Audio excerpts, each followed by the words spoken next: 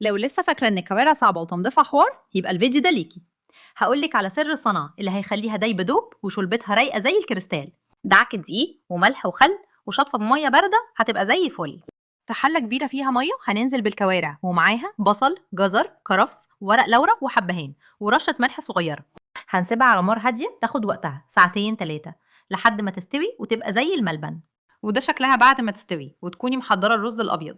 يلا بقى نعمل الصلصة. شوحي التوم في سمنة، انزلي بالخل وعصير الطماطم وضيفي الملح والفلفل والكمون لحد ما تتسبك. ضيف طاسة تانية، شوحي توم وسمنة وخل ورشة كمون وضيفيها على الصلصة أو الرز.